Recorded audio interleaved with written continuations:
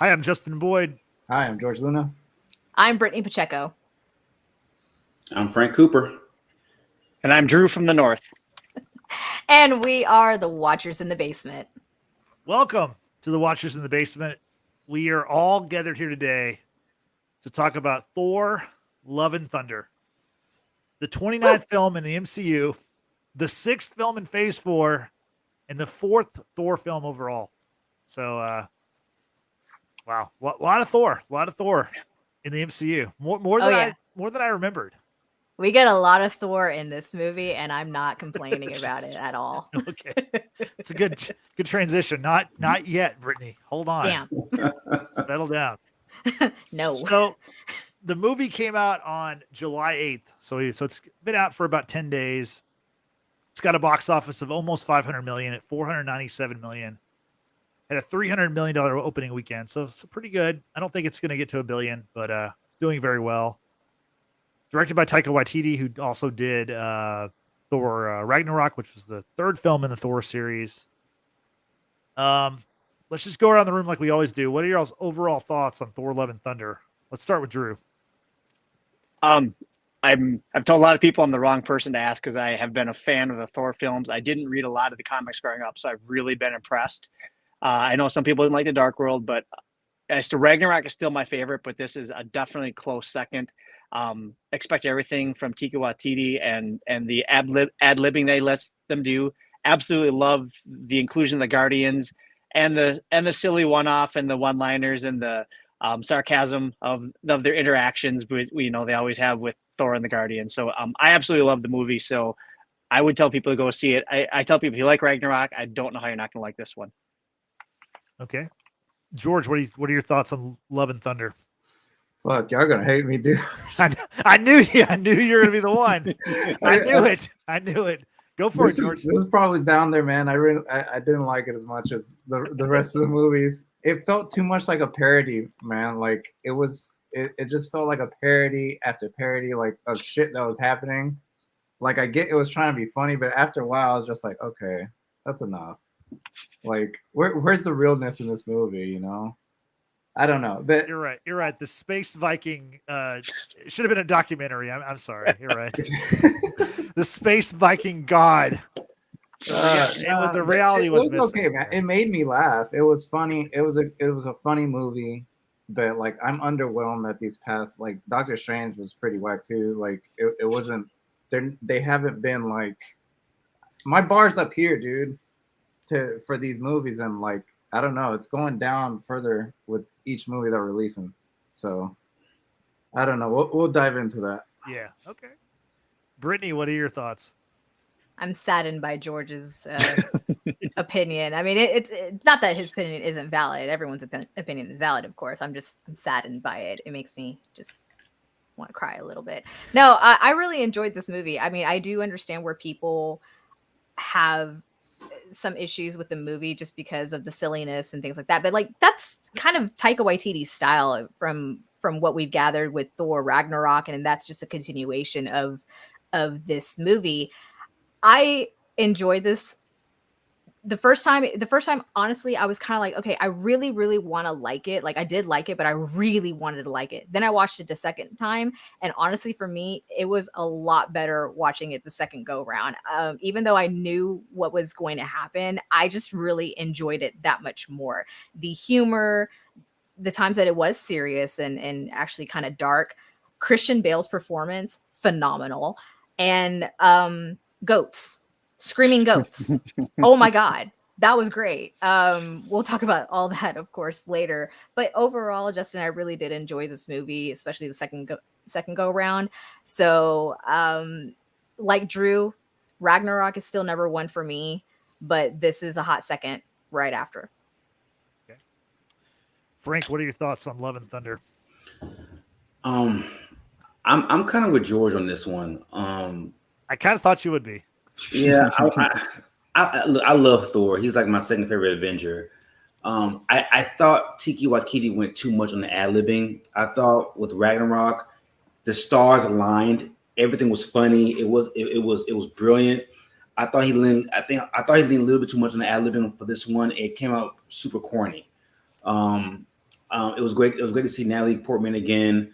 That aspect was kind of cool, but I want to see more detailed script writing if for the next Thor movies. It came off super like a super 80 cheesy Fast Time Richmond Highs type of vibe, and it wasn't like it didn't feel like a superhero movie for me.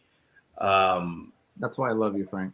Yeah, so like and you know it's crazy when George and I both agree, but Oh, look, it's Love and Thunder right here, right now. That's great. but I mean, but again, to George's point too, like I feel like outside of Spider-Man, man, I've been very underwhelmed with the movies altogether in Phase 4. Again, when you lose a Chris Evans, when you lose a Robert Downey, and you know, Black Widow as well, you lose a lot of star power. And my fear was going to the next phase. How are you going to create these new stars? You know, and Thor. Look, Chris Hemsworth is a take-home star. He's gonna bring millions of dollars to the theaters. But they got to do a better job of developing these next few characters for Phase 4 and Phase 5, because if this, I can see this continuing if they don't do a better job of writing and story developing for these next heroes. But overall, I mean, I liked it, but I really wanted it to be a better story as far as the writing. Yeah, I mean, I can understand that. My thoughts, I was thoroughly entertained by it. I love comedy. I thought that, you know, if you look at like Thor, the first one, The Dark World, those are two of the weaker movies in the MCU. And I feel like in Ragnarok, they finally figured out the character. And through the Avengers movies, they figured out the character, and it was more of a comedic take. So I like the comedy, the tone of the movie. I like the fact that it was kind of silly. I also really love the runtime. It was an hour, 58 minutes. Like, I like the short runtime. It kind of flew by. I don't know. I just really appreciated the entertainment. I felt like they were trying to entertain me. And yeah, I mean, it wasn't really a serious story, but it was a classic Thor adventure, right? So it was just like it was kind of self-contained I mean, it's an MCU movie, and you need to know like things about the MCU, obviously, probably to, you know, go see this movie. But I think because of like the narration scenes they did, and you know, with Korg, those scenes were some of the best scenes in the movie. I think they made it kind of a self-contained movie, and that's pretty impressive. 29 films in to like do that, to where, you know, you can appeal to the people who've seen all 29, or you can appeal to the people who've never seen a single one of these movies and just want to go see it because it's the new movie in, you know, in the theater. So, You know, that's a really good point, Yeah, go ahead. Justin. The fact that, like what you just said, it's a kind of a self-contained, not quite it's one-off sort of movie, because obviously Thor is very much important in this whole MCU. The fact that quick kind of summary of where Thor started off as a baby, you know, riding into battle with his mom, you know, in the what do you call it, the little carrier on the chest thing, growing up, and his adventures, if you will, as himself, and then also with the Avengers and the highs and lows of being Thor. And now he went from dad bod to, you know, God bod. Thank you. And you know, that whole summary was real quick. Like, if you didn't know anything about Thor, now you kind of do, and let's move on with the story. And I will say too, I'm not a huge fan of the Guardians. I think y'all already know about this. I was really glad that they were not in the movie for much longer than what we did get them in the movie for. So that was a big win for me, because I was going to be really upset if it was, you know, Thor, Love and Thunder, but we still have the Guardians in this movie. I'm like, then that's not really a Thor movie. It's kind of like the whole Captain America Civil War. That essentially was another Avengers movie without being an Avengers movie. Anyway, that's just my little tirade right Or there. Boba Fett. Boba Fett. That's another one. Yeah. Yeah. Mandalorian 2.0. No, but you touched on something I wanted to talk about, was the Guardians, because I think it made total sense to have them in the movie, because where we left off with Thor and Endgame, he was with them. So, and of course he was with them through Infinity War also. So it just made sense that, you know, there would be some kind of scene where they would part ways. I've got Brittany's take on it. Drew, what did you think about the Guardians, how they are using this movie? Did you like it? Did you want to see more, less? What was your take on the Guardians? So I'm gonna raise my hammer quick. All right. So you guys, I think, know I'm a huge Guardians fan. Never read the comic books, and it was the cast that got me in 2013, and I have loved the Guardians since then. when they interacted with Thor in Infinity War, that was based on a couple comic book series from the older Guardians that find Thor in space. But I just think Chris Pratt and Chris Hemsworth, and if you've ever seen the gag reels, it's a lot like The Rock and Kevin Hart after Central Intelligence. They can't keep straight faces. They take probably 1,500 takes to get the one take we get to see because they're cracking each other up. I heard in the handshake scene, there's an extended version of Thor that's going to show they do a bunch of other a bunch of other things with the handshake. But I love the Guardians. I love their interaction from Infinity War through Endgame, and then it did make sense because he did take off with them, and then how they parted. At least, like you said, they parted the ways. Now, I did read about and watch a couple podcasts that all the directors of each respective movie have a lot of respect. So then James Gunn actually writes the dialogue for every part of the Guardian. So help me with his name. The director of Thor, Taika Waititi, and James Gunn. He gave James Gunn all the rights for the Guardians parts, and then they departed and the Guardians work in that movie. I just think that's amazing. Sum it up, I loved it. It needed to be there, and then it also, like to Brittany's point, it exited and let Thor have his story going forward. So, big fan of that sequence. George, what'd you think about the Guardians in this movie? They weren't in the movie very long, but yeah. What are your thoughts? No, I figured they were going to be in it, and I like their chemistry between all of them. I think it's funny, so I was glad to see them, even if it just was for a little bit, like 10 minutes of the scene or whatever. So I thought it was cool to see them. But Brittany's right, like they didn't really have a reason to be in the movie that long, like, and I figured that. So I'm sure we'll see them link up together in the future. Maybe, I don't know. We'll see what happens. Yeah, I'm not sure. I don't know when we're going to see these people again. I was happy. One of the things about this movie that I really liked was the fact that Thor didn't die. And I know he's a god, so I guess he can't die. But I guess what I mean is, you can die, obviously, because other gods die in this movie. But what I mean is, I'm glad that we're going to see Chris Hemsworth come back as Thor. Because I was worried about that. Because whenever you're, coming into this movie, it's like, okay, the villain is called Gorr the God Butcher, right? So like that sounds like a way to write Chris Hemsworth out of the MCU. And I'm glad that when the movie ended, we got the card that said Thor will return. Now, does that mean his Thor? Does that mean the mighty Thor? Obviously, we'll talk about her later, but it's interesting about that. But I'm glad that we're going to get more Thor. So that's one of the things I liked about the movie. But I got sidetracked for a second. Frank, what are your thoughts on the Guardians of the movie? I was fine with them being in the movie for as long as they were. And now I wouldn't have been upset if I got more Chris action for another hour and a half or so. Like, I think those guys are funny as hell. Like Hemsworth and Pratt, man, those guys, they just make for great TV. Even like the minimal interaction they had in Infinity War was like funny as hell to me. So like I would have been fine either or. I thought that was done pretty well. But yeah, I mean, I think it's pretty cool that James Gunn wrote all their parts in this movie. But yeah, I would have been fine either or. Chris on Chris action. That's what Frank wants to see. Okay. Maybe some phrasing there. I don't know. Okay. That was definitely on purpose. He didn't workshop that. No. James Gunn did not write Frank's lines, by the way, y'all. Yeah.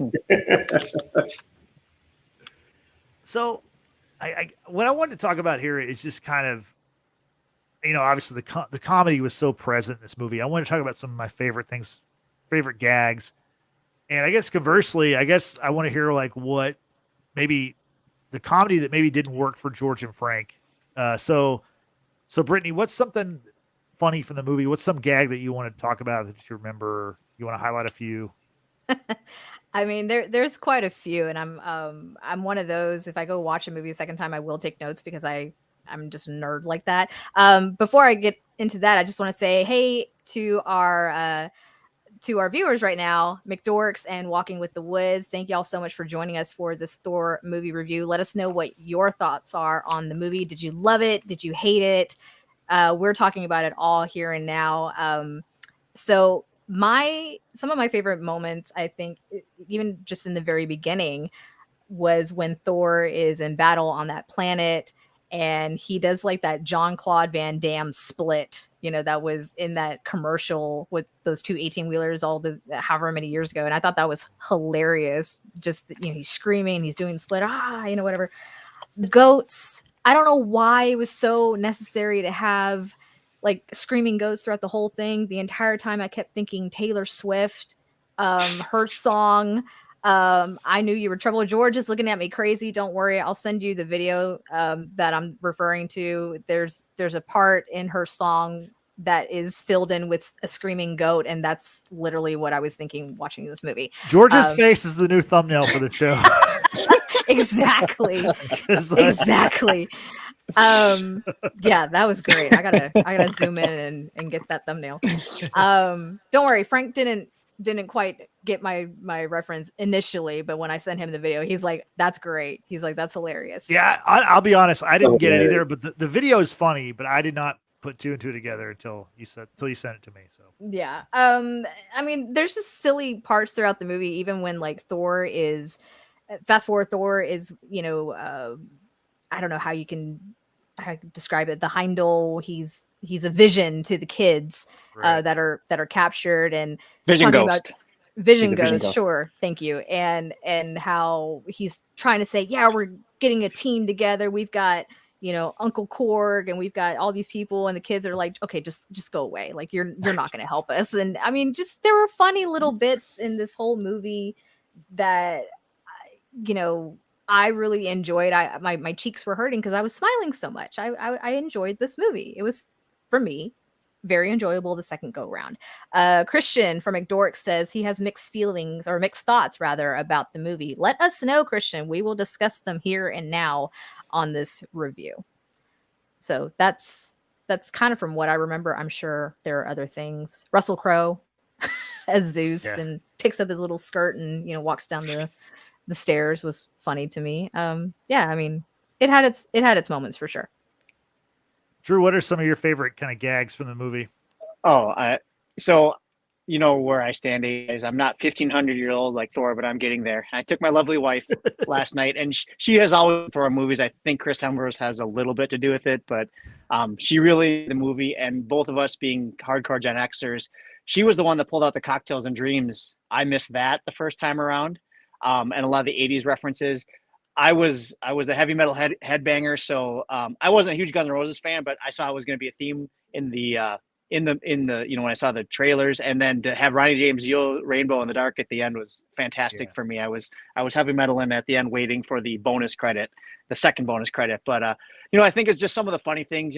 Being in a relationship. In a marriage and stuff, the fight scene Brittany Hemsworth picked up, she's like, I've been up all night writing these theses. He's like, I've been up cleaning the kitchen. She's like, there's 2 dishes, things like that were just some of the silly humor like that was just funny, just silly things you pick up on. Rollerblading with Mjolnir was hilarious. And then talking about things, are you still rollerblading? So a lot of cheap stuff, that appealed to, you guys aren't that far behind me, but there's just the silly little humor there. I'm trying to think of, the classic Thor adventure. I recognize the Van Damme thing. I really thought those crazy bird owl things they were fighting in the beginning. I thought Jim Henson was going to be involved. I was waiting for his name because they looked like Muppets, So I thought so too. Yeah, I thought they were Muppets as well. Real quick, Drew, because you said roller skating with Mjolnir. The fact that Thor's axe was getting jealous. Yep. That was silly. That's like, oh my God, you have personality, and you're like creeping up on Thor, like just, what are you doing? Like being around Mjolnir, like what the hell? That was funny. Go ahead. I think no audio. That's gay. Yeah. Hey, so George, what are some of your favorite? What are some of the things like comedy wise that you liked, or maybe things that were too comedic or you didn't think worked with the movie? See, this is the thing. I can't explain this. Like, there's not like specific things that like made me annoyed about the movie. It's just that the movie as a whole didn't feel like I don't know, like an action movie or like anything, which I'm used to seeing from these movies. Like Ragnarok had the perfect mix of everything. It was a little bit of everything. Comedy, you got the action scenes, you got everything. The story was solid. the story was pretty fucking stupid to me, because Thor God Butcher or whatever, his daughter dies, all this shit, and he goes around murdering all these gods or whatever, and then he's like, yeah, I'm glad my daughter's not alive and to live through this shit, and brings her back to fucking life. Like that made no sense to me. And I get that they're gonna have to. She's gonna play a role later on in the movies, maybe whatever the next Avengers or shit like that comes on. But just the story didn't. It just seemed kind of silly to me. Okay. Yeah, I think you and Frank and Christian here in the chat will all agree that Ragnarok was solid, and Christian was saying that he enjoyed the movie, but it was too much comedy. More or less, I think what George was getting at. I agree with him. I love his comment that said the scary movie director's cut of Thor. Yeah, that's solid. That's fine. I just think that you kind of did Thor a disservice a little bit, because the last couple movies of Thor, he went through all this heartbreak, right? He loses his home. You know, they set in New Asgard. You know, half his people got slaughtered. Thor kills his best friend. Thor kills his brother. So you're setting up all of this, all these obstacles in this dark period of Thor's life, and I felt like you had an opportunity to really see a serious Thor for a longer period of time, but then you make him fat, you make him depressed, and then he reverts back to this funny Thor, which I like funny Thor, but I wish they would explore a little bit more of Thor going through this dark period of losing everybody. And one of my favorite Thor scenes is when Thanos eradicates everybody in Wakanda, and Thor comes with the hammer into the man's chest. Like that, you should aim for the head. Like that Thor, that Thor should have been more extrapolated over the last couple of movies. And I just feel like you had an opportunity to really see that side of Thor, because we haven't really seen mad Thor. We've seen Thor with his brother, the back and forth with that, and Thor 1 and 2 in the first Avengers. You see goofy Thor, you saw sad Thor, but mad Thor, I really thought they could have really expounded on that a little bit more. And I thought the God Butcher movie would have been a great time to really capture that. And to just make another 2-hour movie of just this Simon and Garfunkel type of 80s comedy, I don't know. I'm just kind of over that. And with Captain America, all these guys being gone, it'll be great to see Thor as the main ensemble character, at least for the time being, and really capitalize on that a little bit more. That was amazing, Frank. Jesus Christ, you took the words out of my mouth. I couldn't explain that, but everything that Frank just said is what I was thinking, because he did go through so much shit. He lost so many people. Yeah, and for them to make a comedy out of it, it's kind of fucked up. It's kind of like you're making light of what he went through as a character, and it's kind of like you had a golden opportunity to really land on that, and you missed it, So I don't know, man. I'm just kind of bummed out on that a little bit. Yeah, the comment right here says now he's lost the love of his life, and he's being happy being a single dad. He's like, nope, that isn't the Thor I saw from the beginning. Yeah, that's true. Yeah, it's and also we don't have an identity with Thor. It's kind of he's all over the place a little bit. Yeah. Uh-huh. I mean, I would think that's fair to have an identity crisis in a sense after going through so much, because if we were talking back to Infinity War when he wasn't able to kill Thanos when it mattered, and then he had that regret even when they caught up to him later on, and he did, go for the head.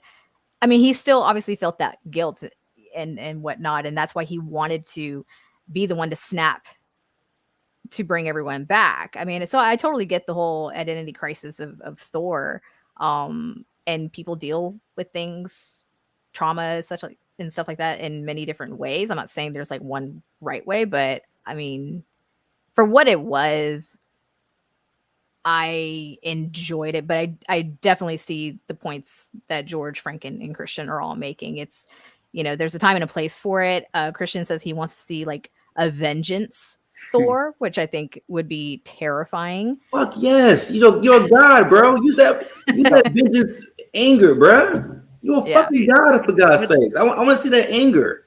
But don't y'all think that's what he went through in Infinity War and Endgame? Like that's like We didn't see enough of it. It was so short lived though. Like the very next movie, he's fat and out of shape and looking like a goddamn the Big Lebowski. It was but so short-lived. Dude Thor. Dude Because bro. there Bro was, Thor. Dude Thor. Yeah. Yeah, there was bro time Thor. travel. It was 5 years later. So, real Yeah, quick, but we didn't see it. But I'm talking about like playing that on the screen. Like I'm not counting. I don't count flash forward. I want to see the shit play out. You know what I'm saying? Like you. For example, you saw the visions that Tony had from Ultron to Endgame. You saw that play out through a 7-year period. Like you saw it on camera. You saw it on the big screen. I didn't get the same vibe of like the 5 stages of grief for Thor. I didn't see that. It was a flash 4 or 5 year period, and that was it. And then he's fat and he's playing video games in New Asgard with Gorr. That's not that's not good enough for me. I need more. Well, what I needed more was the comedy, and they delivered with more comedy in this one. Let me get back on track with some of the things I liked about it. Did y'all notice the Dwayne Rock Johnson joke? Yes. That was pretty At the good. end. With Korg, and he met some guy named Dwayne, and of course Cronins are made out of rocks, so that was a rock joke. Mhm.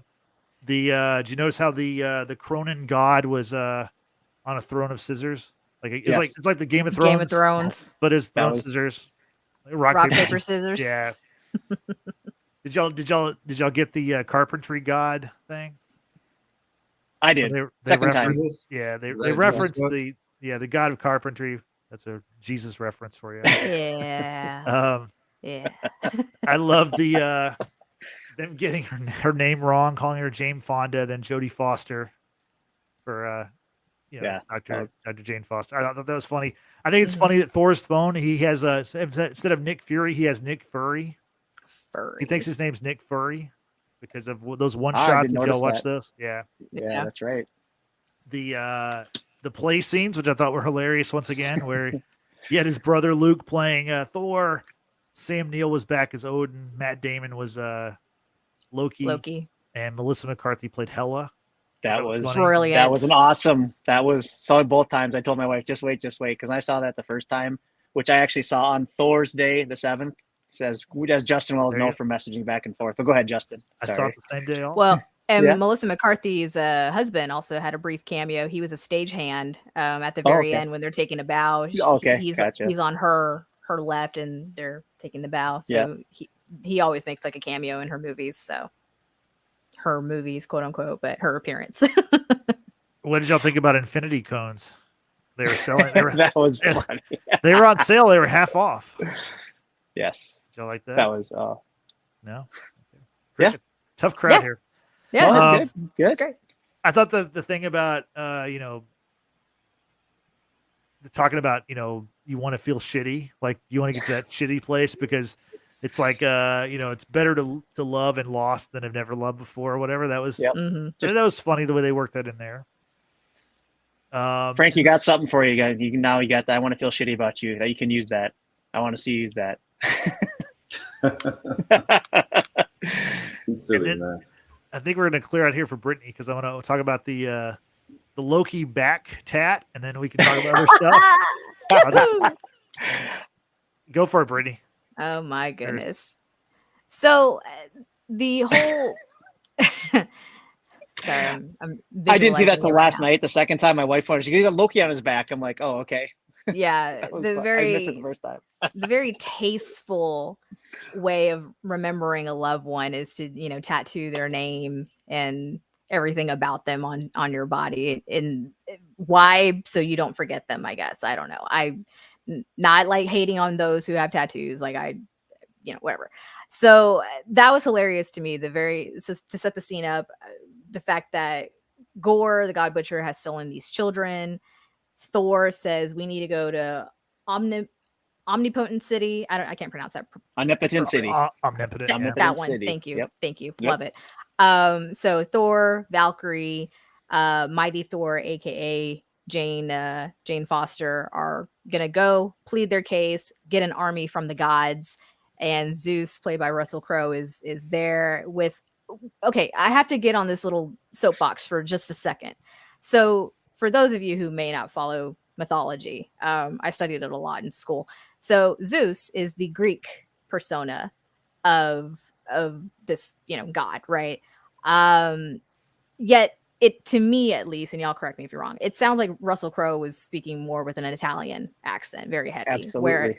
Whereas the Roman form of Zeus is Jupiter.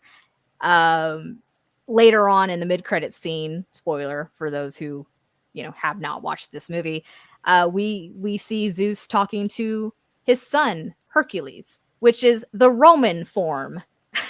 So we have Greek and Roman being mixed. It bothers me. Okay, off that soapbox. Going back to this whole setup with Thor, Valkyrie, and Jane, they're gonna ask for help. Zeus is offended by Thor. He chains Thor up, and then what is it? He Flicks. did he blow? He flicks. Flick. Yeah, that's what it was. Flick. He flicked, and whoosh! All of Thor's clothes came off, and we see butt cheeks. I am ecstatic about this because I think Chris Hemsworth is probably the most jacked he's ever been. Yeah. As Thor. And I am not mistaken, it's in his contract that he at least has to have a shirtless scene in every Thor movie, not Avengers movie, Thor movie. But we got way more than just a shirtless scene, so I'm very happy about that. Tattoos, yes, it's an ode to Loki. Couldn't care less about that. Just show me Chris Hemsworth. Wow. And scene. Dude, speaking of ripped, was Jane Foster really ripped for that role? Natalie Portman, her arms. I think she worked out. She did she really good. Yep. Jesus. Yeah. And Tessa Thompson too as Valkyrie. They were, and Jaimie. It's good to see Jaimie Alexander back as Sif too. I mean, I know the Marvel movies. I remember seeing the training for Endgame that they go through. It's hardcore, CrossFit kind of stuff because Yeah. I mean, these ladies, like, they look fantastic. I mean, toned, ripped, whatever you want to call it, like, they look great. And to see, of course, Natalie Portman be Mighty Thor and to set up her background. Jane unfortunately has stage 4 cancer. Not quite sure what type of cancer it is, but she hears Mjolnir call out to her. She thinks it's going to be her saving grace, and unfortunately it's quite the opposite. It's killing her faster. But to see her as Mighty Thor is freaking great. Do you guys mind real quick if I could? And go for it. Frank can back me up. So there are 2 series that came out under, I believe, Aaron Jones and Frank. That one that came out, I think it was 2018, 2019, where the Gorr the God Butcher was a whole series instead of itself. And Thor actually has 3 daughters that help him fight. It gets a little weird because they do the multiple facet things in time. Different dimensions of time. So I don't know if you read that one. I did. It was cool. And then I picked up the Thor, the Mighty Thor about Jane Foster. And so in the comic book series, she has breast cancer, stage 4, and she actually ends up fighting Malekith. So they kind of combine the two. And I told my wife I saw that right away, and I think they did the best they could combining the 2 stories because Jane and Gorr never come into contact in the Mighty Thor comic. So they did a good job with that. I know they didn't address what type of cancer. I know all of us probably have friends and family members. So you talk about the humor of the story. There was a lot of I got choked up when I first saw her, and coming out of the chemo after that scene, I'm like, because I've had friends that are going through and trying to be survivors. I've lost friends and family members. So that was that's going to hit a lot of people pretty hard. And there was a realism to that that we're all going to be able to relate to. So that was just one thing on the serious side of it. And the other thing, if you noticed, the more she used the hammer, the more it was hurting her because it was actually killing the chemo, which is supposed to fight her cancer. Take it over to Gorr the God Killer, the more the sword was going to, he got cursed and he was on his way to dying because of using the necro sword so much. So just a couple things, me being the avid comic book reader that I am, I really enjoyed how they melded the 2 storylines as best you possibly could. So yeah, and let's just from that, let's talk about Gorr. What did y'all think about him as a villain in this movie, played by Christian Bale? Did we see enough God butchering from the God Butcher, George? No, we didn't. Like I wanted to see a lot more of it. Like he's supposed to be like this badass. The only god he killed like sprinkled out like gold, and that was not exciting to me. George, could I Yeah. Real quick. So there is going to be a unedited version of this movie a lot of people like, hey, a Marvel movie that was 2 hours. It's funny, kind of like we're willing to pay $5 a gallon, how our perspectives get changed. We're paying $5 a gallon for gas. Well, 2 hours is a short movie for us Marvel fans now.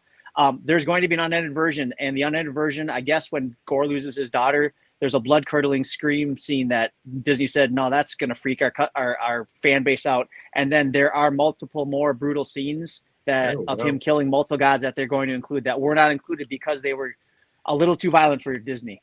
So you know, I want to see that. So there is like a 4-hour cut of this movie, but I don't think we're ever going to see it's ever going to see the light of day. Oh, really? In that cut, Gorr the God Butcher kills Jeff Goldblum's the Grandmaster. Right. He kills Peter Dinklage's character from Infinity War. The Space Dwarf. Yep. Dimitri the Space Dwarf. Yeah. Yep.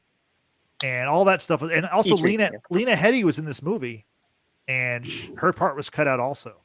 Oh, really? But she got paid $7 million to not be in this movie. I don't know, Justin. Money talks. I think those of us will see. I didn't expect to see a Schneider cut either. I think we're going to see it one way or another. If it's pirated, bootlegged, we're going to find it. I don't think we're going to see it because I don't think Disney does. I don't think the MCU does it that way. I think that Warner Brothers, they've got. I mean, they can't figure out who Superman and Batman is. So like they're on the ground floor trying to figure out like how to tie their shoes. No, I think within the MCU, I think because they had a mandate, they want it to be 2 hours. Obviously, if you can make a movie 2 hours, you get more showtimes a day, potentially can make more money. And I think they didn't want it to. I mean, I think because of the tone of the movie, they wanted it to be more of a comedy. That showing him killing a bunch of characters that maybe they might want to use later on just didn't serve the movie that they wanted to show. And also, I mean, there is a scene like I don't think that he did enough as a villain, honestly. I mean, I think Christian Bale was great, but it was pretty limited.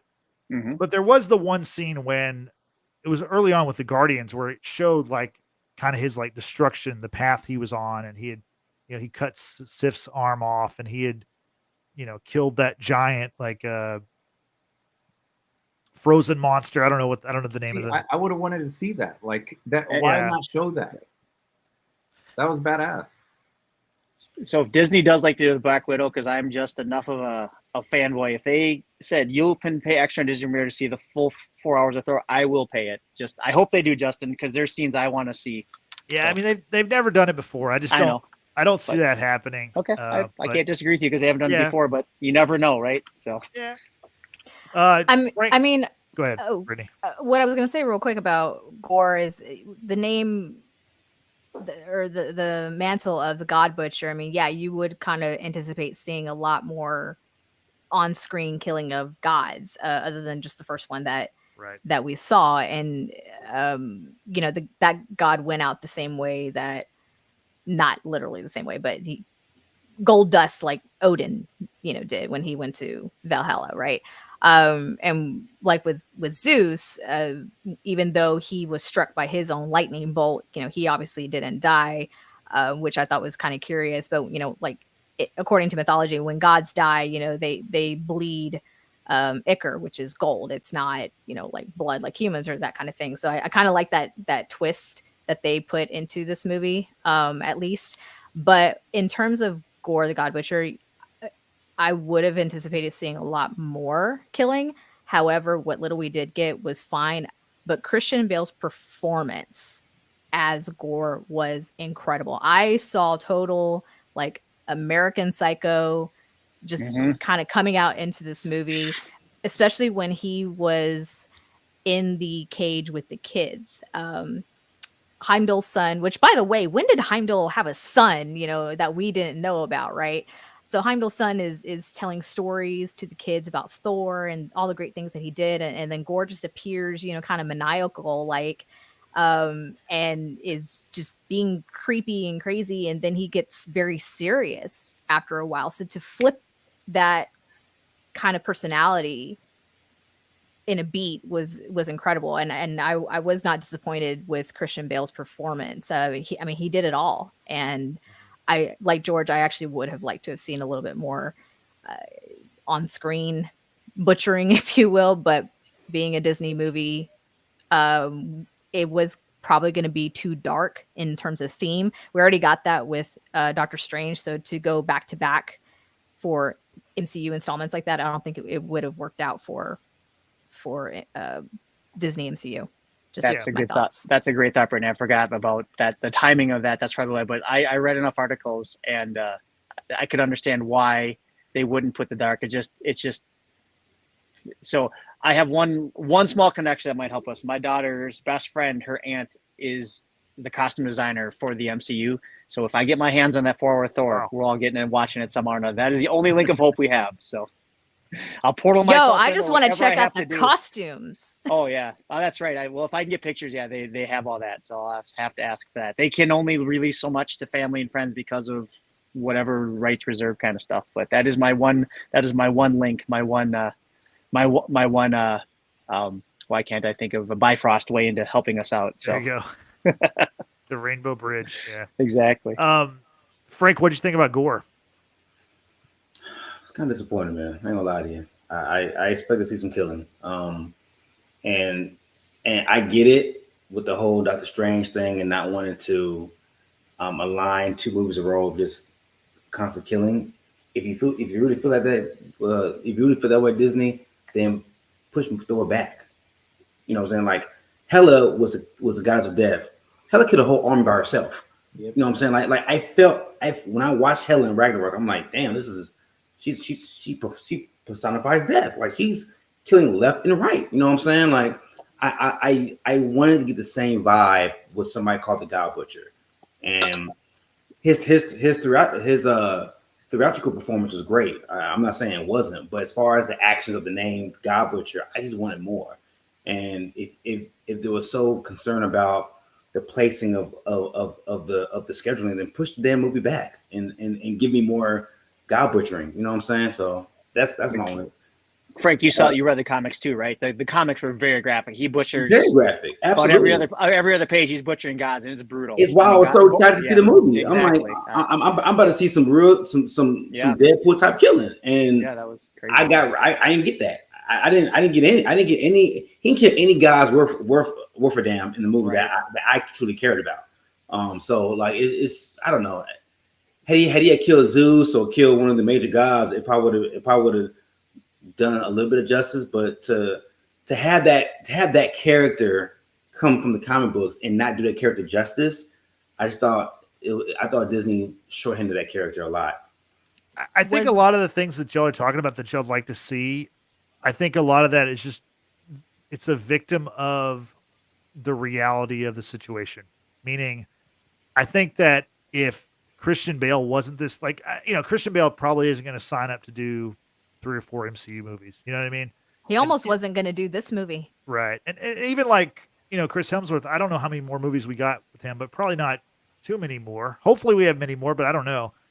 And, with Taika Waititi, he's going to do his kind of movie. So I feel like had Gorr been a part of Thor, the storyline maybe 10 years ago or 8 years ago or whatever, you might have seen like what Frank, what you're like talking about, what you wanted to see. I think you might have seen that then, but at this point, given the actors and the time constraints and, these people don't want to be locked into these long deals doing these superhero movies because they've already done that. I think this is why you got this kind of one-off film that I guess, didn't really like, I don't think it satisfied anybody totally. And I think it was just kind of like, we're going to put this movie out. We're trying to make it as entertaining as possible. We're going to make it a Thor story, but it's not a movie that I think that was meant to go anywhere. You know what I'm saying? Like besides keep the character moving, but there's no like, I don't think like if they have Endgame 2, they're going to like come back to this movie like they did in Dark World. You know what I'm saying? Like there's no reason to come back to this movie.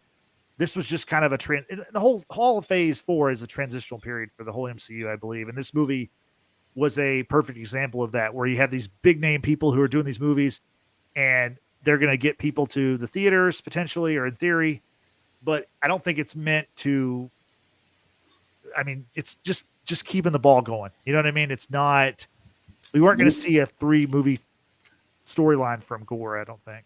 Let me speak to that. Yep. The one-off nature of the movie, I'm fine with. I get it. Christian Bale's a good. He commands a lot of money. I get it. Yeah. I'm talking about just the character, the character output, what the guy's capable of. Like, it doesn't have to be straight Game of Thrones gore. Just like in Hela, you didn't see any blood or all the murder that Hela did. You saw no blood at all. You saw a lot of stabbing, you saw a lot of killing, but it was done in a PG manner. You still could have done that in a PG manner of him killing gods in his one-off movie. It's all I'm saying.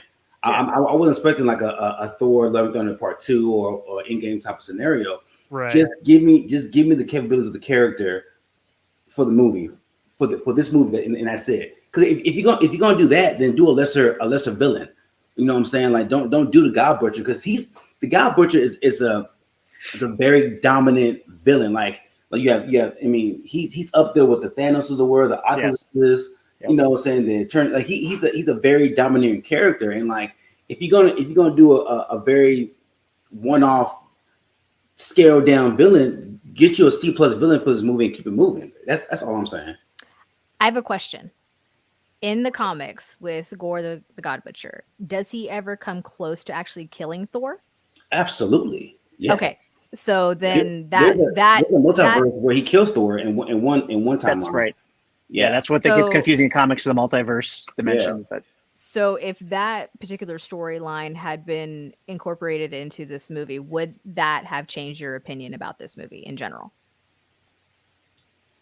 No. Well, it depends how much comedy is in the movie. Okay. Because if that's taken from the comics, you can't have a comedic vibe with that kind of violence in the movie. It doesn't go where it doesn't go together. But if you take that vibe from the comic books, it's an excellent movie. Yeah. It's a great movie, and it's a great way to kick off Phase 4 along with what's going on with Spider-Man. You know, because I mean, Spider-Man was dark. Like it's a very dark film. You know what I'm saying? Like I was hoping to get something of that vibe for Phase 4, and I got like this kiddie version of this movie, and I don't know.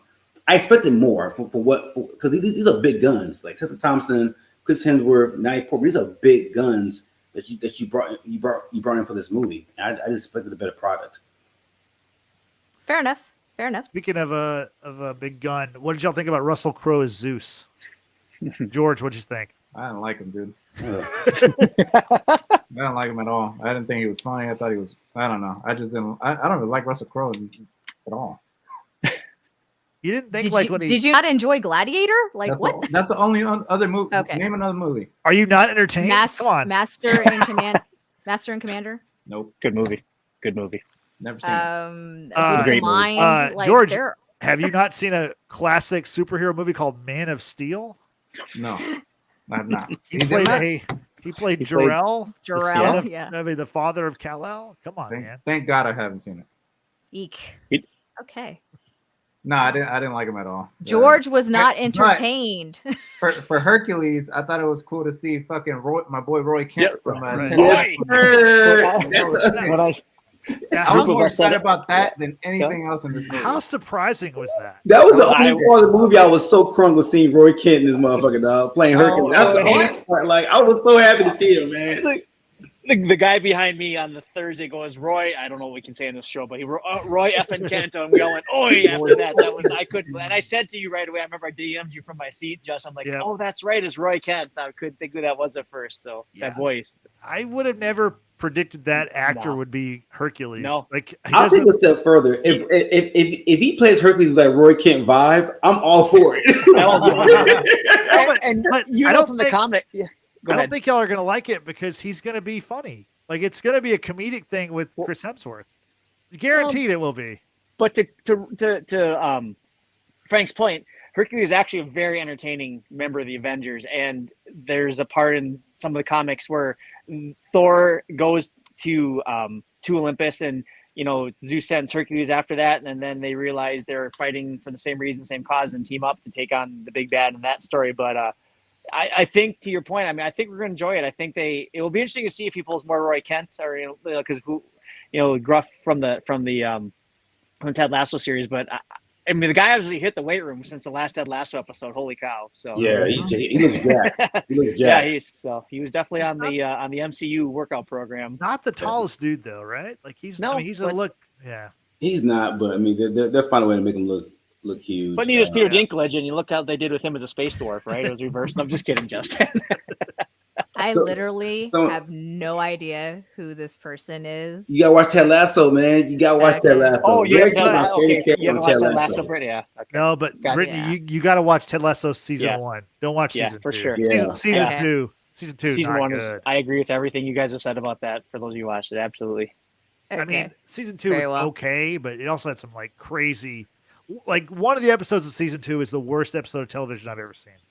Is that the episode where old buddy's The coach- like by himself the whole episode? It's about like, the Beard assistant coach. night? Yeah, Beard. Yeah. I hated that episode. That was That was that was horrible. That was Yeah. I mean like That was a filler Yeah. episode. it was like 48 minutes of fucking Yeah, it nothing. was Like it long. was awful. It was just horrible. Yeah. So, Okay, so a random did you fact, a did you know fact about Hercules in the comic books. So Wolverine is bisexual for the most part. Like he's been alive for like 200 years. There is a time where Hercules and Wolverine are like lovers in the comic books. Like Hercules is also bisexual as well. So, yeah. So I'm sure you won't see it in Marvel, but you might. I don't know. Marvel's been So- very inclusive lately. I mean, Valkyrie's bisexual, so Yeah, so if I could make it. Korg I think Korg might. I don't know if Korg is gay or bisexual as well. But I mean, they mate with other dudes to make more dudes. So I don't know. So. I don't know how that It works was out. it was in I just as a where I sit in life, I just perspective. I just thinking it was interesting how they kept a very open mind and presented those lifestyles, and I was like, that's very interesting. And right or wrong, there is no right or wrong. I just thought, wow, Disney, they won't put the violence in, but they put that in. I'm like, that's cool. It is what it is because that's how it is. It's And being I'm glad they didn't show- inclusive. It's inclusive, being yes, inclusive correct. without the violence. So Yes, exactly, and inclusive without perverseness either. I thought, oh, that's kind of cool, like that. yeah. Yeah, real quick side note, and Justin, you might have heard this too, but the song that Korg sings, Tiki Waititi just wrote it for that movie, and it's about getting it on. Just so you guys know that Okay. it was a side thing I watched last night after I got home. I was just trying to prep for the show. I'm like, hopefully one of you guys picked that up too. But that he wrote that song, and he said it's just about getting it on. So thought that was an interesting comment. Yeah, I mean, the stuff with Korg in this movie, I thought Korg was great. Oh. I do think that in this movie, the one issue I did kind of have was the fact that no one really dies in this movie. Like I thought maybe Korg I mean, died, Jane does die, right? But then she goes Yeah. to Valhalla where she sees. but that's like Heimdall. the Yeah, I equivalent of heaven for Norse, Gods, yeah. right? gods. Right, but I mean, like the fact that like Thor throws the Zeus thunderbolt through Zeus. And you're thinking, oh, he killed Zeus. Wow, what a moment. And then like Zeus is back. Yeah, but Zeus is like the ultimate god. So it's like, well, how do you really kill the ultimate god if it's only through the necro sword, I guess, but like I don't know if he killed by his own weapon. You know what I'm Yeah. saying? Justin, It's- Brittany, and group. Oh, go ahead. Go ahead. No, I was just gonna say, like, I think that like the thing is they did film the violence, they just didn't show us the violence. Like, like in all the other movies, like Endgame there's violence in Endgame, there's violence in Infinity War. The people, characters get killed.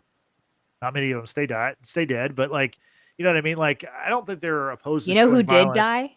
What's up? Gorr. Gorr did die. Yeah. Yep. Sure, yep. Yeah.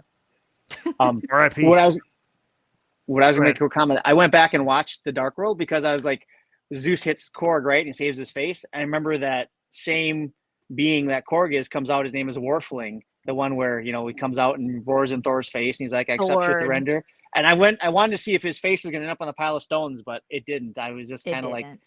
yeah, I was hoping that they'd have been laying there or something as a side, Easter egg for the future. But I just went back last night and this morning twice and slowly going through it. Nope, Warfling bites. He's a pile of rock when he's done. So I mentioned that. Sorry. No, that's good.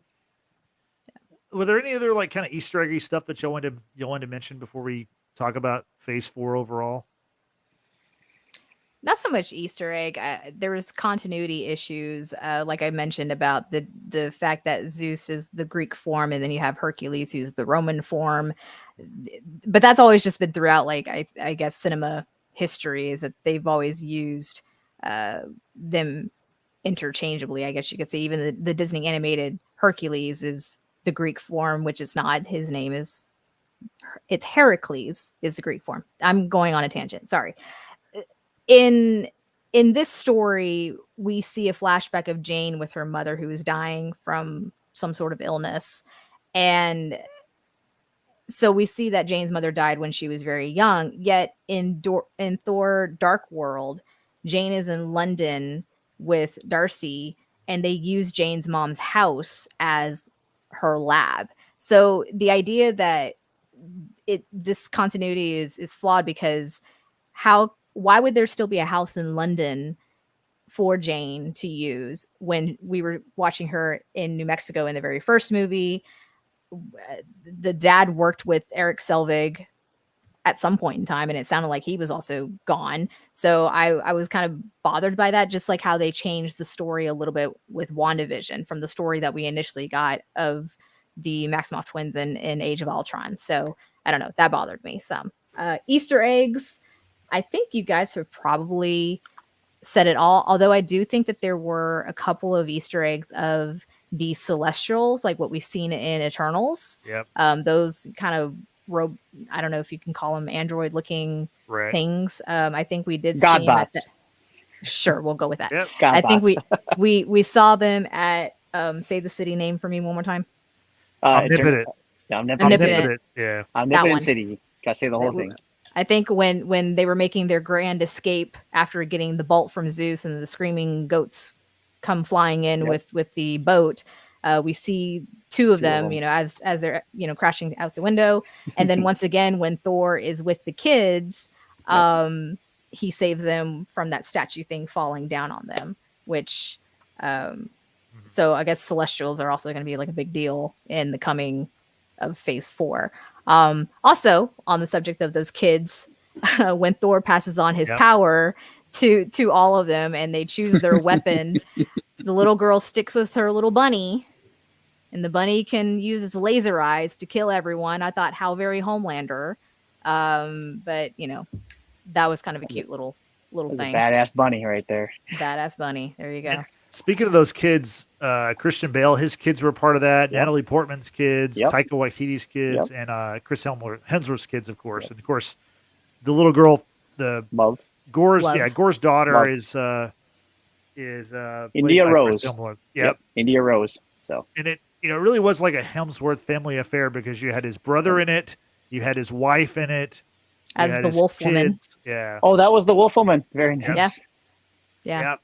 And she's no stranger to the MCU. She actually stood in for Natalie Portman in Thor Dark World for some of the Quite finals. literally stood. Yeah, stood in.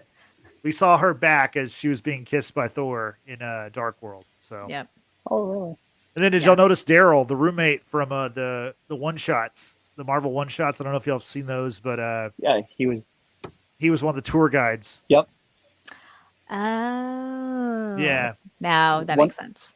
I have one quick thing for the group. I did like Jane. Well, how long has it been? 3 some years, and he's like 8 years, whatever. And somebody was pointing that I don't remember what bonus end scene, but Jane was blipped, and so that's why she doesn't count for the 5 years. Why he says 8 and she says 3. So I don't know if you guys probably picked up on that, being the fans you are. But I thought that was a neat, So what's it been like 3 years? Like 8 years, whatever month. So he counted the blip in there that she forgot to account for. So that was a little Easter egg. I thought it was just for comedy purposes, is the fact that she couldn't remember it all, and he's like, he knew exactly how many days. But to me, the blip is still kind of a hard thing to keep up with as we move forward, because it's like these movies. So what year are they in the Marvel Cinematic Universe? They said 2026 if you do the math. This Thor's supposed to take place about 2026. Okay. So that's see, that's the messy it's all part fun. of It's time MCU. travel. Yep. Yeah. I know. It's like that's where it gets kind of. I agree with Tony Stark. You mess with time, it tends to mess back with you. So that's where I stand on time travel. I don't know. I have a question. Sure. So the hammer that was destroying the Ragnarok, They had it in the museum in New Asgard. Right. How did they retrieve the remnants of that hammer? Because last time we saw that hammer in Ragnarok, I know the answer. Hela crushed it. She was about to kill Loki and Thor, and then they got transported to different parts of the galaxy. And so the hammer is on the ground, and was that Ireland? I want to say, I remember correctly, or Scotland. It's Norway. I've got your Norway. answer, Frank. I've got Norway. your answer, Okay, guys. it was in Unless you Norway. have it. One of you have it. So how did they retrieve the remnants of that hammer? Go ahead. You guys Drew. know, because all right. So I was reading, and I read it in 3 different places on the internet. So if you read it 3 different places, it's got to be true, right? So, when Hela destroys the hammer, it falls on the ground there in Norway. So they were saying the humor of it, if for the true Marvel fans, even I thought I was until I read it. But remember at the end of Ultron, they're talking about if you put the hammer in an elevator, is the elevator worthy? They actually took the ground the hammer was on and put it up into that pedestal in that glass because no one was strong enough to lift the pieces of the, because that's made from it's not Catadium, but whatever the space dwarf melts. So that's what they actually did. They took the ground from underneath and From raised the the ground heart up. of a dying Yes, star. So yes, so they actually raised the ground up and put that glass over because no one else was strong enough to actually pick the pieces up. That's what 3 different things said, and I thought it was kind of funny. And they all reference back to the Ultron elevator scene, which I think is a great dialogue from Ultron. The other one that Thor says to Tony Stark is, besides this one, there isn't anything else that can't be explained. So I love when he rips on Tony there, but sorry, going back in time a bit. But who retrieved? But that's the answer, Frank. That's what they said. So it actually in Norway, it all falls right there on the ground because they get teleported, like you said. We don't realize that, but it's all the pieces and components are on the ground there in what becomes New Asgard. So, and that's why they dig it up and bring it up because they can't actually pick them up. Frank, it sounds like Broken Mjolnir never went with Thor when Thor and Loki escaped that spot. That is correct. After Hela that is attacked exactly them. what I'm trying to say. Yep. It sounds like literally the broken pieces of Mjolnir just stayed on the ground in Norway, which is where New Asgard was evolved, and everything else Drew said is what's happened. So through Infinity War, through Endgame, the whole time the hammer remember just laying there the whole time. Right, because no one is worthy enough or strong enough to pick up those pieces. Okay, all right. I hear you, Frank. I hear your inconsistency part there. Like why did they go back the whole time travel thing back to 2013 and that at the end when he goes and Frigga's like just it takes a minute telling Rocket, but then Cap brings that hammer back when he returns things back in place. But I hear you. I understand your frustration with that. Yeah, I just thought because like the way they presented it, there's like grass and dirt around it. I figured they just like built, that was the top level and they built down or something. Because I know no one can move it. But yeah, as far as how it got there, I was like, yeah, I don't know. Like that's a tough one. And then the time travel stuff again. It's just it's a mess. It'll mess with you. So just don't mess with time travel. That's exactly right. I guess the last thing I wanted to mention was, once again, I really love the narrations and like the very end of it, the way Korg says, and they call them Love and Thunder, and then you see, Love and Thor come flying in. I thought that was a really cool way to end that movie. I mean, I don't know. What y'all think about the ending? I mean, overall, I thought it seemed a little strange to bring back this child that had died, that Gorr said, he was happy that she wasn't, in this world anymore, but that ultimately what everyone in life wants is love. Not everyone wants revenge. Not everyone wants certain things, but what everyone does want is love, or to be loved, I guess, right? Or someone to love. And the fact that Thor was losing the love of his life, Jane Foster, right? She goes to Valhalla. Gorr made his one wish to eternity to bring back his child so that he could say goodbye, I guess, like one last time. And then Thor somehow assumes the responsibility of parent to this child. I thought it was really sweet because the fact that he still wants to love or to be loved and et cetera, et cetera. So I guess giving him a sense of purpose, you can say, I think it was kind of sweet. I think it was a really nice ending though, because he's trying to teach her and she's, clapping back as, children do these days. This is why I'm not a parent. And he's trying to raise her well and to protect those and, you know, fight for what's good and what have you. And how you think she gets Mjolnir, but then it flips to where she gets the axe and he gets Mjolnir that's been drawn on, and because she was That's not bored. coming off. I love that. Yeah, that's not coming off. Yeah. So I think it was a really sweet ending, and you know, their adventures are going to continue, and it's just another classic Thor adventure, if you will. So Christian says that it was a cool ending, and that she seems to be infinity or have the powers of, which is interesting. Yes, you're right. I think Love does have the powers of, is it infinity or eternity? Either way, you get the idea. So hopefully they'll do some good together. My 2 cents. I loved it. I'm a dad. I've had a daughter that age. I've been there.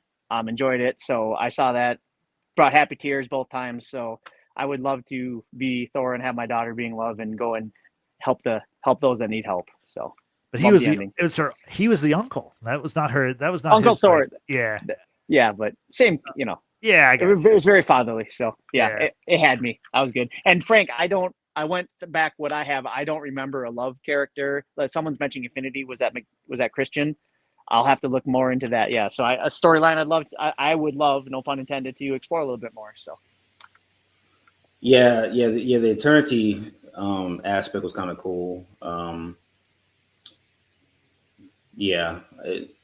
I don't know, man. I struggle with this movie. I have a question. Okay, we're gonna rank the Phase 4 movies, but like, I mean, how low is this movie on your like overall list of the movies? Like, Thor movies? I mean, like, okay, yeah. First off, Frank, this movie, where does it rank with the Thor movies for you? No, it's a second Thor movie out of the 4. I mean, but with that being said, the anticipation that I have for it compared to the result, there's a big disparity in that. The first 2 Thor movies, the first one wasn't bad. The second one was horrible. But this is second amongst the 4 Thor movies. Okay. George, what are your thoughts on the ending, and how does it rank amongst the Thor movies for you? The ending was okay, I guess, but what's hilarious to me is, like, if he really wanted to save Jane, he could have killed this motherfucker and wished for Jane to be cured, since you can ask for anything. That's true. But so I don't know, dude. Whatever. I don't care enough about this movie. It was fine. It was entertaining, like you said, but I'm not gonna watch this shit again. So, George, I have a question. You've been so kind to have me a couple of times on the show, which I really appreciate. I don't know you like these guys do. So when you get to a point in a movie like this where you're like, do you just check out and just duly note what you like? Because is this kind of like sitting through sitting through like a college class that you have to take as part of something for you? I'm just curious what your approach is at. Yeah. Let's put it this way. He doesn't know what Game of Thrones is anymore. So he's like Sato from Karate Kid 2. It is just dead. After it's over, it's over. Yeah, it's over. Gotcha. Okay, cool. I'm getting to know you better. I appreciate that. Game of Thrones. Yep, gotcha. But other than that, where's it ranked, Jay? It's the second to last. Oh, among the Thor movies? Yeah. Okay. So what? Ragnarok, the original Thor, this one, and then Dark World's at the very bottom. Okay. What is Game of Thrones? Exactly. I don't know. I have no idea. Okay, so let's rank the Phase 4 movies. So this is the 6th movie in Phase 4, which, it's a lot. Phase 4 is not over. So first off, we have I'm just going in the order of release. You had Black Widow, Shang-Chi and the Legend of the Ten Rings, Eternals, Spider-Man No Way Home, Doctor Strange and the Multiverse of Madness, and Thor and Love and Thunder. So who wants to go first and give me your rankings for the 6 films in Phase 4? I'll go first. Spider-Man's the only movie I recognize in this Phase 4 shit. Okay. That's the only movie. That's the only movie. So it's 1 and they're all tied for 6th or for whatever. Okay.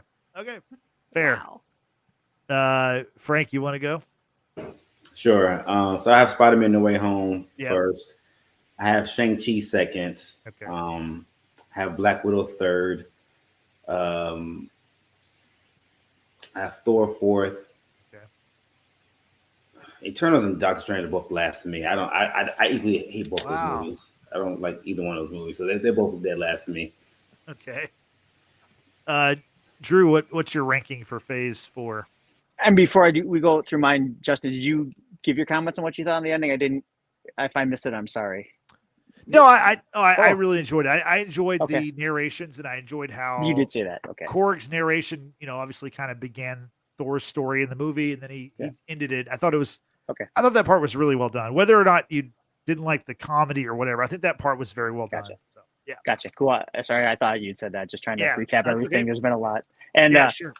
My wife really enjoyed. She thought Korg stole it like he did in Ragnarok too. So she really enjoys the movies because of Korg, right or wrong. I told her about Taika Waititi playing Korg, and she had forgotten about that. So back to the rankings myself. Spider-Man: No Way Home. I mean, besides Infinity War and Endgame, that is an amazing movie. I had a hard time between Thor: Love and Thunder and Black Widow. It's interesting that a year ago I was saying to my wife, I was all excited and I got Black Widow on Premiere Disney because I didn't want to go to theater. Yeah.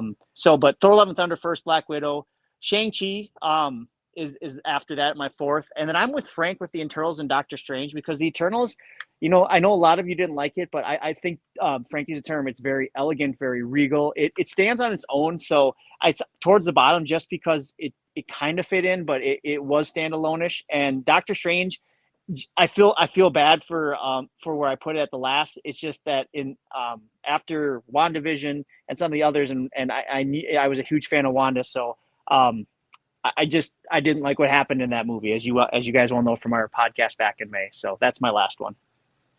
Okay, Brittany, what's your rankings for Phase 4? Phase 4, it would be Spider-Man: No Way Home first. Yep. And then I would have most likely. I really did like Doctor Strange. I really, really did like Doctor Strange. So I'm not gonna try to put that lower. So Spider-Man, Doctor Strange. I will say Shang-Chi. I really enjoyed Shang-Chi. Okay. Sorry, wow, can't speak.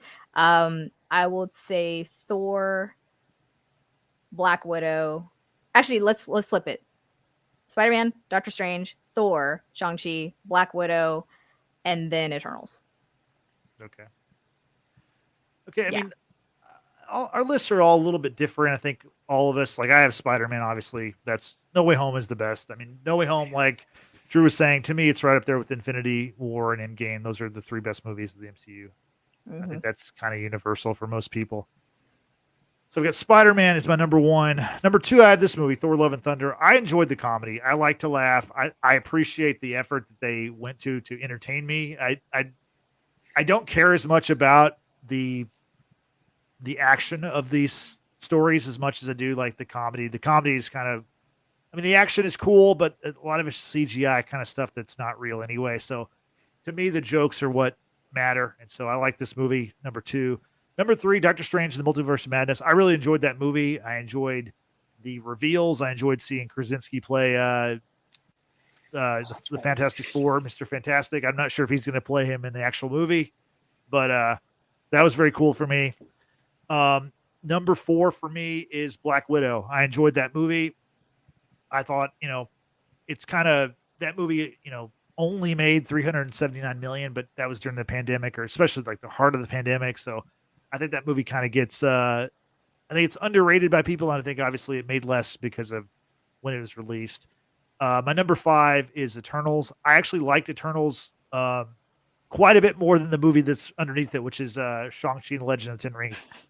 That movie, the Shang-Chi character is great. I enjoyed that character. I can't wait to see him in other stuff, but the last part of that movie with all the CGI monsters and dragons and creatures, it was just like, he doesn't like Pokemon. It was so bad. To me, the end of that movie was so bad, but the character's great. And I think that's kind of what we've seen with this phase is that I think they've done really well with casting the actors and the characters, and we're getting all these new characters, but the overall products are not the best.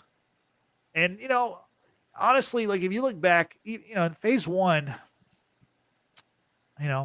Iron Man is really good, but those other movies aren't that great. You know what I mean? Like Incredible Hulk's not that great.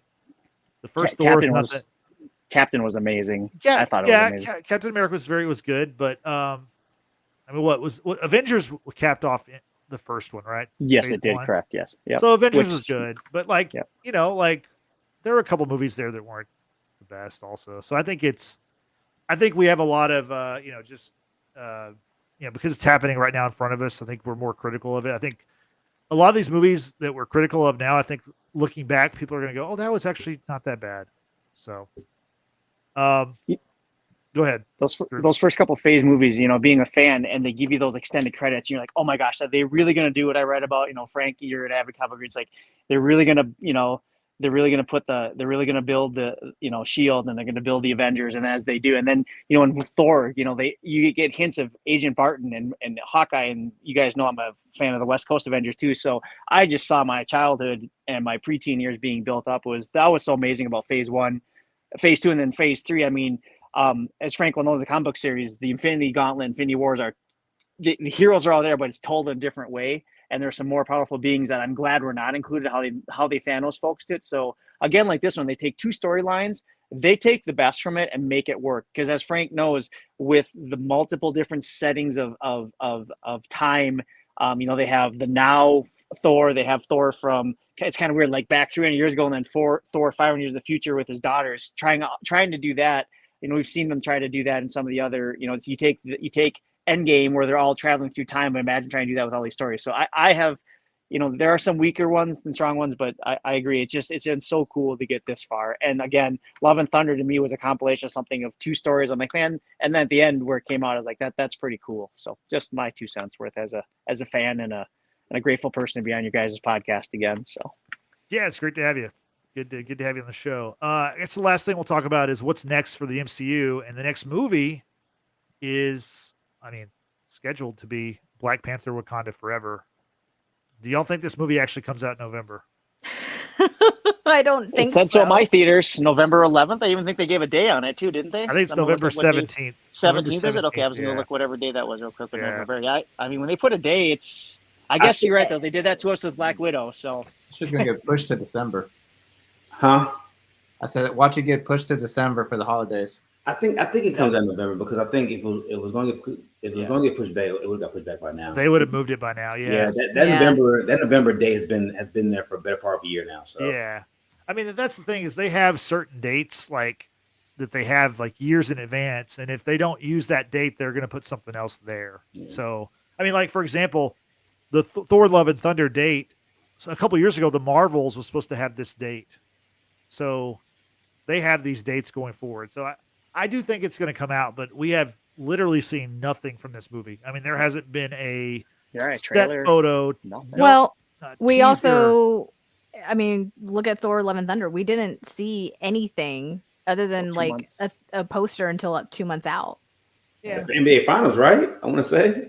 It was like the playoffs. I think the playoffs, like David, the trailer of Thor. It was around Cinco de Mayo because Justin and I was down at a Brewer game on Star Wars Night the 4th and the 5th, and Justin's like, "Hey, go check out. They dropped Thor: Love and Thunder." So, that was like late April, early May, because I was in that first week of May. Yeah, they did like a teaser. Usually, you'd have a teaser. I would say like for a November movie, I think you got to have some kind of teaser by September. Well, you have got football coming up. I'm thinking so maybe kickoff weekend they might see Wakanda Forever. Well.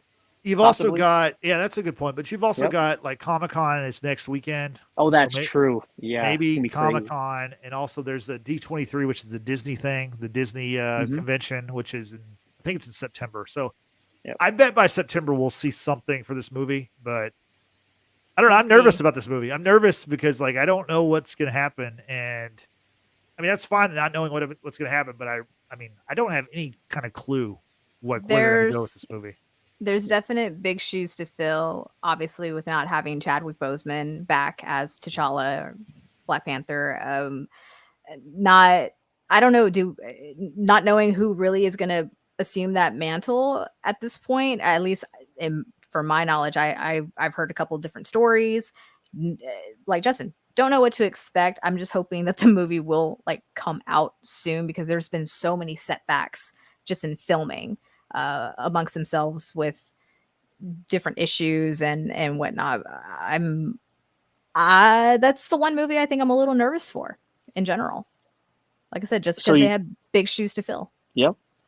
You're talking about something. I am actually very pumped up for She-Hulk. I have liked She-Hulk. She's been a member of the Fantastic Four and the Avengers in the comic books. And I'm as I watch more and more of what I can find. So hopefully I can be graced to come back at the end of that series. It has the ability to have some of the corniness of the Thor: Love and Thunder, but I think it's going to be a fun series. The fact that they have Mark Ruffalo involved in it and they have Professor Hulk in it, I think is going to be great. So it's starting August, I believe, right? So I'm really looking forward to that next show of the because in that phase 4, right, Justin? Yeah, that's the So- next thing. I mean, obviously Right. Marvel just finished last week, Right. and we're going to review that on Thursday of this week. But yeah, She-Hulk is the next project, but I think after that the next thing Yes, is it's Black Wakanda, Panther, absolutely. Yep. Wakanda Forever. So And Frank and I both know. Sorry about bringing up that we're comic book readers, but there is a part where does T'Challa go? It's not the spirit world, but he kind of like Thor when he kind of goes in like suspended animation or something for healing or something, because that's when Shuri takes over. So I'm hoping they play that storyline. I really think that's where it's going to go, and that movie for us as fans is going to make or break how Disney MCU can handle what happens with us in the real world and losing great people like Chadwick Boseman. How can they carry on the legacy? At least they have so much canon, I think is the term, to fall back on. So I don't know, Frank. I would like to see if they replay that storyline, how well they do it. So Yeah, I mean, it's unfortunate, but this is the time Yep. to put that storyline. Yep. The White Wolf storyline. I know Oh, what that's the White Wolf is, but Yep. man, that was an ample opportunity to really bring out the real White Wolf from the comic books. Yeah, that was. T'Challa's stepbrother. That would have been dope too. But they can go plenty of ways with this character. I mean, the Black Panther is a mantle, so Yes. it could be Shuri, it could be M'Baku. That's true. There's so many ways to go with this. So Bring back Michael B. Jordan. I mean, I wish they could. If he'd not been Killmonger, oh man. Yeah, I mean, I'm sure they can find innovative ways to bring him back too, if need be. But I have, and Ryan Coogler, I trust, man. That guy, he'll figure it out. I have undoubted faith in him.